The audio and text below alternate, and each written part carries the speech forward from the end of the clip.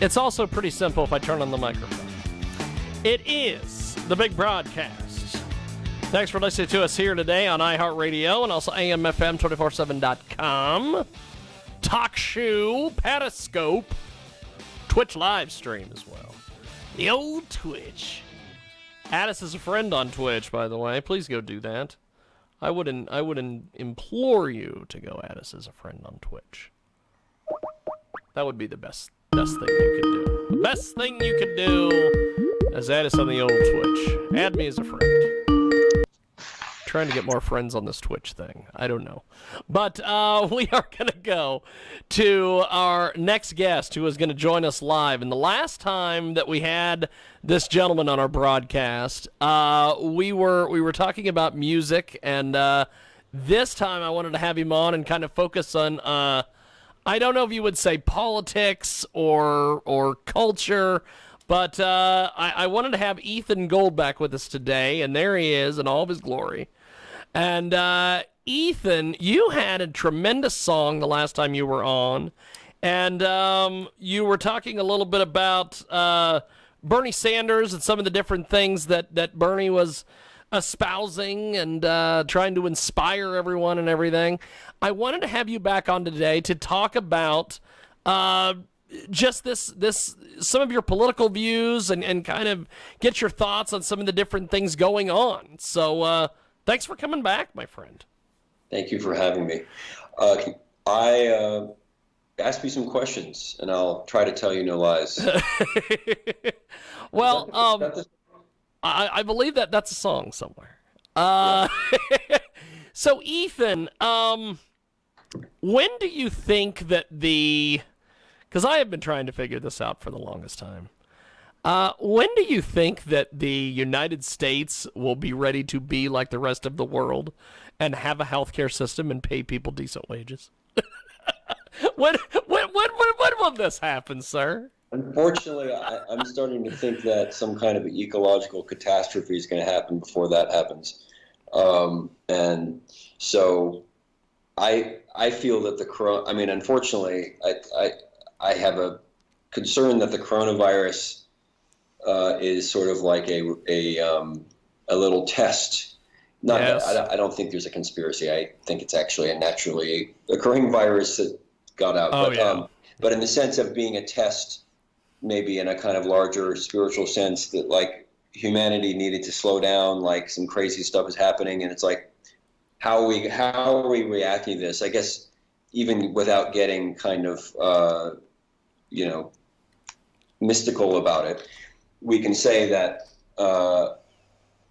this is a far less crazy thing to deal with than if the sea levels rise as fast as they're now saying they are going to, because we have, nuclear reactors on the shorelines around the world. The numbers of disasters that are this was like an unthinkable disaster 6 months ago. Like the idea that the entire globe would be shut down because of a virus, like it was like not even in people's ability to even imagine. Yes. And so I guess my hope is that, and I don't have faith, but I have a little hope, is that this situation we've all been in with this virus and the shutdown and everything will make people's imagine, like the idea that things that are so outside of what we can imagine can happen is real. Like, don't we remember how crazy that this concept even was? Like, it was like, none of us have been through this. This hasn't happened since 1918 or the plague in the 1300s, whatever, where like the entire civilization is shaken by an illness. Likewise, there are things that I think a lot of people can't sort of take on, the like global catastrophe stuff from, pollution and all that, and sea temperatures, because it's almost like you can't wrap your head around it. It's like, yes, everything's fine. Like life goes on. I have my, wife, my kids, my parents, my TV shows, my school, my job, whatever, all those things. So my hope is that people kind of go, yeah, the craziest the craziest stuff that can imagine that you can't even imagine can occur on this planet. Yes. Sorry. No. You're busy. Yeah. I'm sure, due to the fact that you are, after all, Ethan Gold. I'm Sorry, sure my you're. phone's going off. No. You're good. You're good, brother. It happens. Uh, so I have a single that I released today, so like things are a little nuts, and it was supposed to be in Billboard, and then the writer was fired this morning, and so it didn't get premiered, but it's wow, that's a hell of a deal. So if you want to premiere the song, I know we may end up having to do that here at a certain stage of the game, my friend. So it's another global anthem. It's just not connected to any political movement. So why do you think that I guess with the whole Bernie thing, I was really into Bernie Sanders the first time around. Yeah. And I had hoped that the second time around it was going to be a situation of, okay, we don't have Hillary in the way. We don't have any shenanigans in the way. Yeah.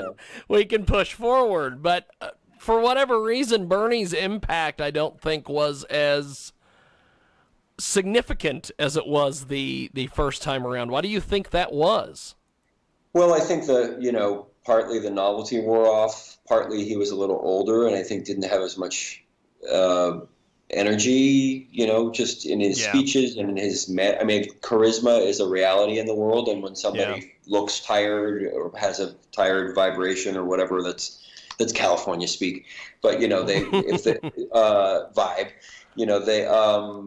that makes a difference. And I think also, to be honest, I think the message that they pushed this time was too radical, both in terms of some of the policy stuff and even more so in terms of the way they were talking about it, like actually him trying to kind of embrace the term socialism. I think, sorry, No, you're good. No. But like, I'm kind of like, why don't you just call yourself what you actually are, which is a European social democrat? Like, you're not radical. You just want to do what they have in, the UK or Canada or Scandinavia, basically, and so it's not, or Germany.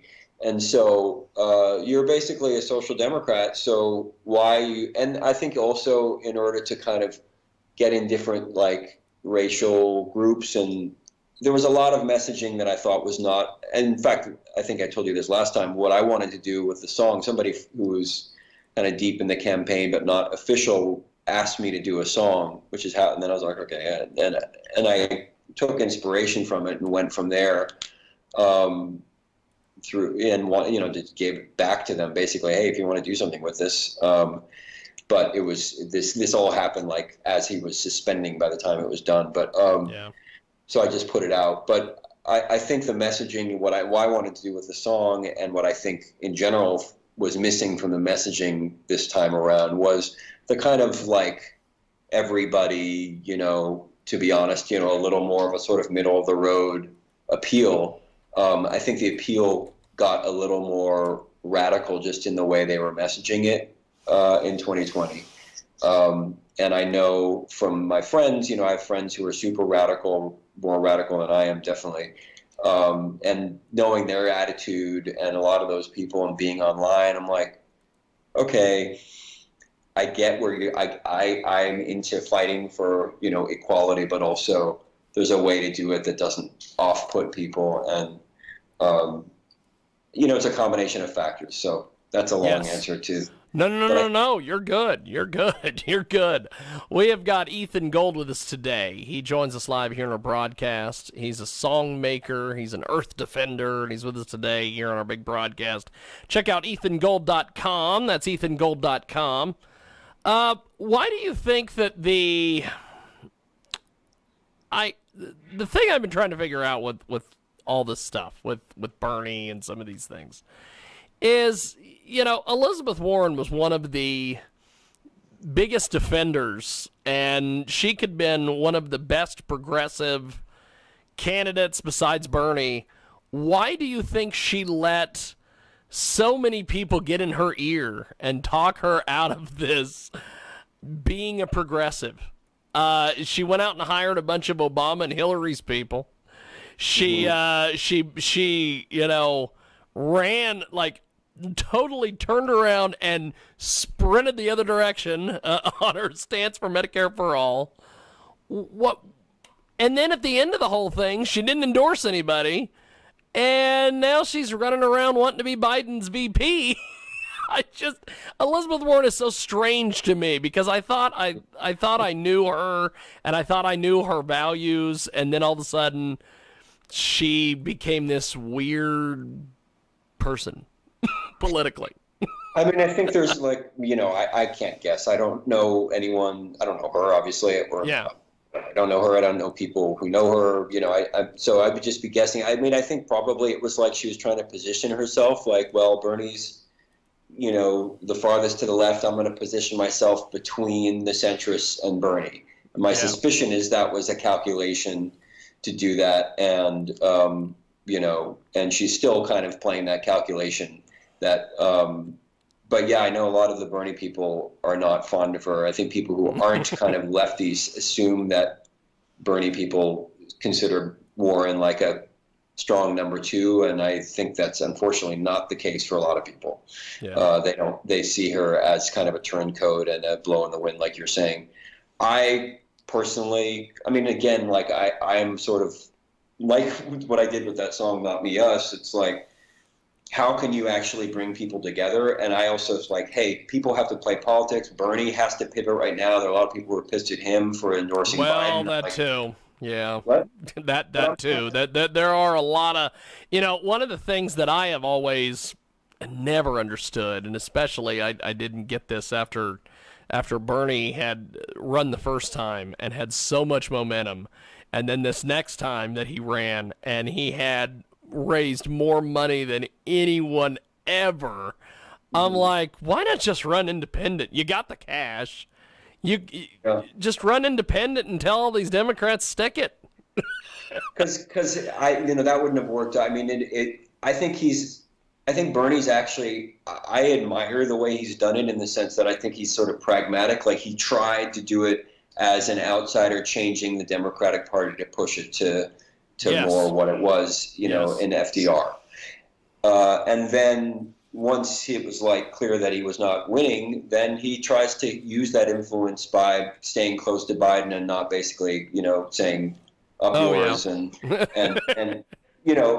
which, because you can say, Biden is compromised but the reality is you can, it's like keep your enemies close. You can actually influence things if you have somewhat of an ally. You still have an influence. If you're completely on the outside as a third party, good luck in this country. Or if you're under a Trump administration, you have no leverage. With a Biden, you might have some leverage. It's not ideal, but you have some leverage. And I think it's cool that he's willing to not seem like a dyed-in-the-wool perfect lefty and is willing to play ball.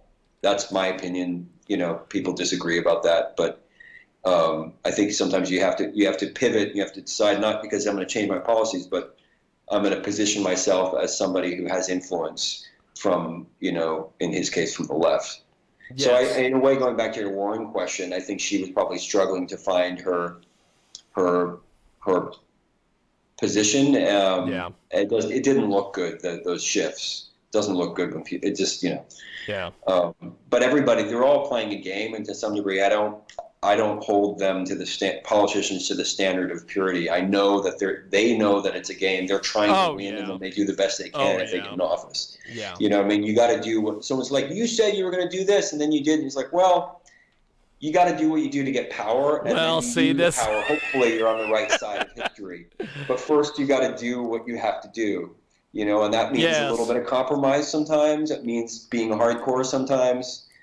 And I think that slowly but surely, for whatever reason, people are starting to learn that exactly what you just said. Because I remember when all these Republicans ran, I believe it was during Obama's second term, when all these Republicans got swept into office. And they all got swept into office on this whole thing of, well, we're going to go repeal Obamacare. And I'm like, you're not going to do nothing. And then they got in there, and then they went, we really can't do anything. And I'm like, of course you couldn't. And so I agree with you. Of course, the people run because they got to get in there. I don't know why. For some reason right now, this is like a ridiculous metaphor, but for some reason I'm thinking of rugby. I don't know why I think of rugby. I don't play rugby. You know what's funny about that? You bring that up. I have a co-host on one of my programs that I do for a station, and Don Mazzella, and he often referred to the Democrat primary when they had like the 35 million people up there as a rugby scrimmage. So, I think, agreed. I think politics in general, it's like, it's messy. It's not like, it doesn't have that sort of like big, like, American football, like the bomb pass that's just like suddenly you're like 70 yards and like the whole, it's just like this messy, just like scrum of like grunting, pushing, like, again, I'm not a rugby, that. No offense to the rugby people out there. I hear you. But just like it's messy, it's dirty. You're pushing in different ways. That's just my sense of it. And so, like the standard of like wanting some graceful, perfect politician when they're playing on a field where it's this mess of like different influences. Clearly, getting money out of politics. Good luck in this country. But that's the root of the problem. Yes. And then it's the root of the problem with the society in general, because then it's just, it goes towards the rich being richer, and like generation upon generation, people don't realize how much better it was, like in the 1950s. That's one thing I say. I've gotten some hate mail about the last video I did, and like, commie and all this stuff. But it's like, hey, by the way, did you know people a lot of Republicans a lot of Americans like think of the 1950s as a golden age, right? Yes. And the highest tax rate for the richest, people bringing in the most money in the 1950s, that golden age was 91%. Wow. I'm not making that up. That was what enabled this great middle class flowering in this country, where like so many people could be doing okay. It was because it was more equitable, and they were great. In California, the schools are amazing, and now you go to school here, and that people are in debt from going to school for decades. And none of that was true in the golden 1950s. That a lot of people look back as sort of a American right wing golden age, because Eisenhower. But that was the tax rate, and the money was going into infrastructure and roads and into education and all these. And just generally having society where you could be rich if you do well. You're still going to be rich. Yes. But you're not going to have trillionaires like we're on the verge of having now, and then most people struggling. That's what the song was about. Most people, like just regular people, struggle working multiple jobs, struggle to pay their bills, struggle to keep their families together, and their medical situation, dealt with if they have one. So, anyway. Well. I will have to say that you have got some incredible music. You've got some really good political opinions. I am so happy that it's a good conversation. It's not like you were saying earlier, you've gotten called all sorts of different things. What I always think is funny whenever I talk about my political positions is that when I was at a conservative radio station, I was told I was too liberal, and when I was at the liberal radio station, I was told I was too conservative. So I'm kind of in the middle, and like.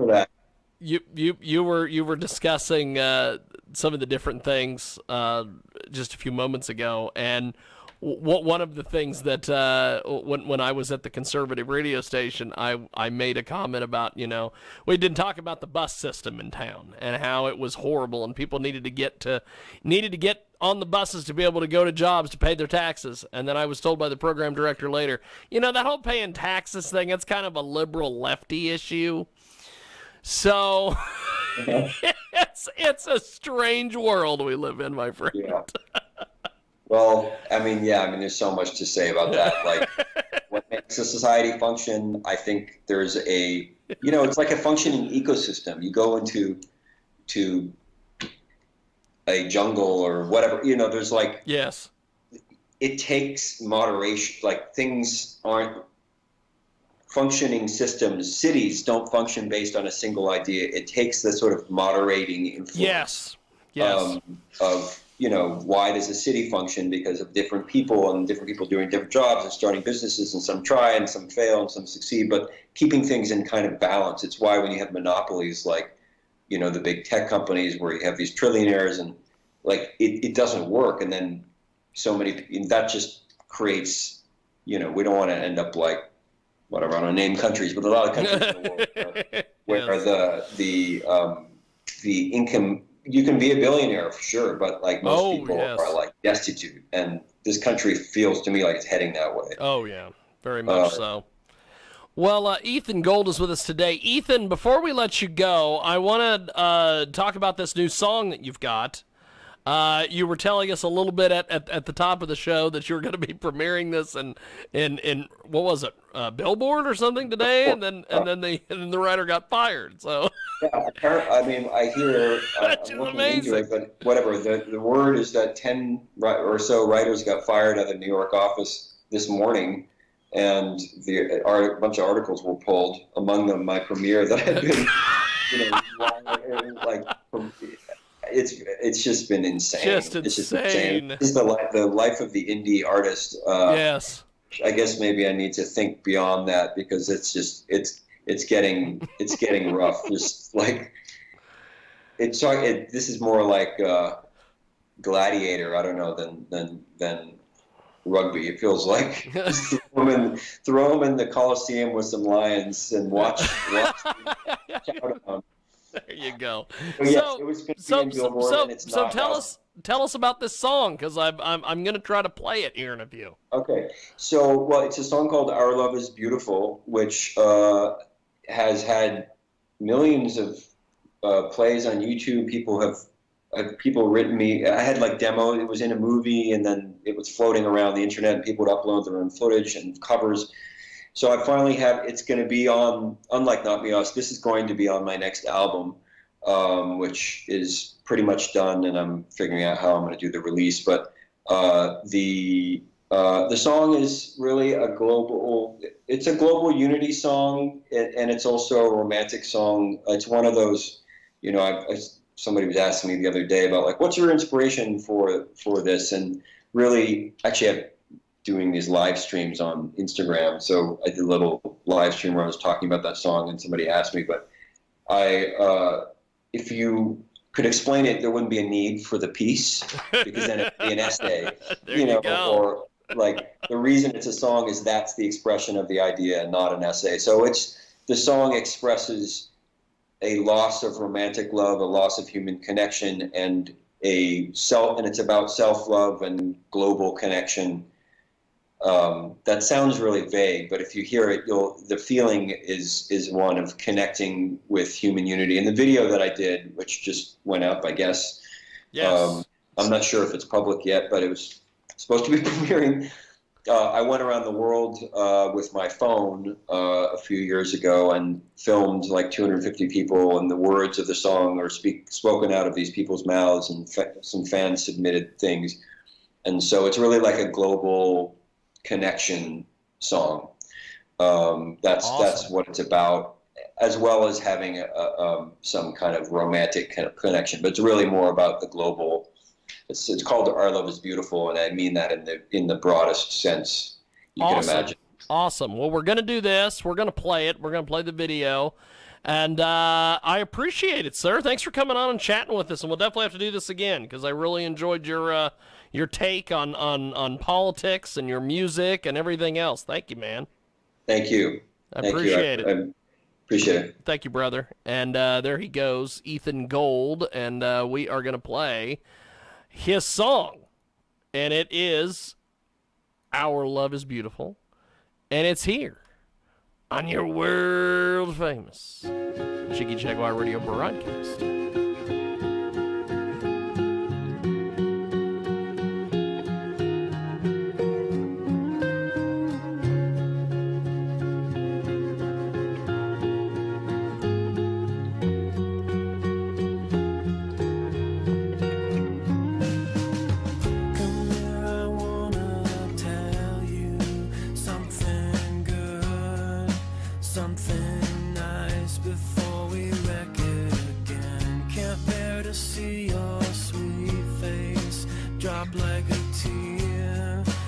I need you here, you know you're my only friend. Our love is beautiful.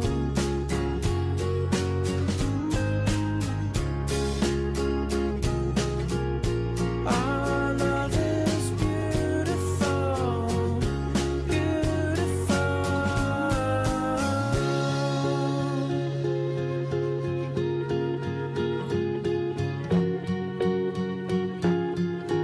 Can you see any old magic in the world they're building? Gas stations and cars and fading stars. Who else here thinks that's strange? You and I with a few friends will turn it around. Our paradise found. I know the wind's got to change. Our love is beautiful.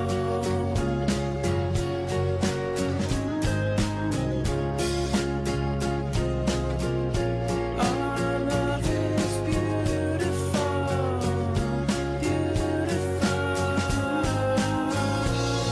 We lived our lives like we were dying. Now we won't ever let it go.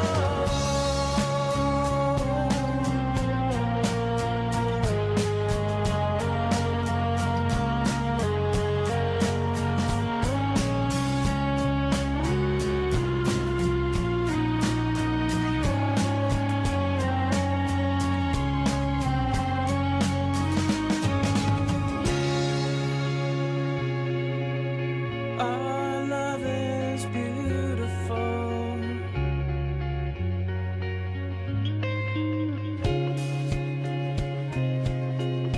Our love is beautiful, beautiful. Every no one town. Don't take yourself down.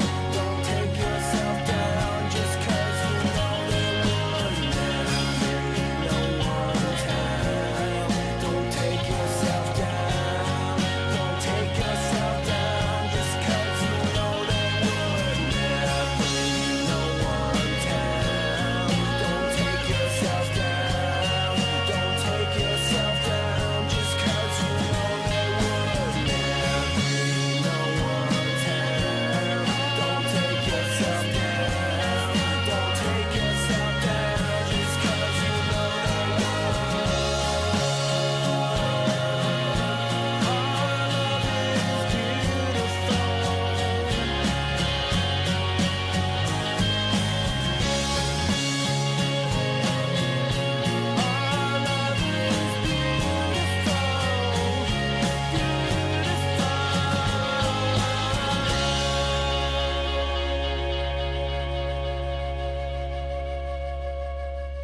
That is Ethan Gold. Our Love is Beautiful. He is fantastic, and that was a great interview.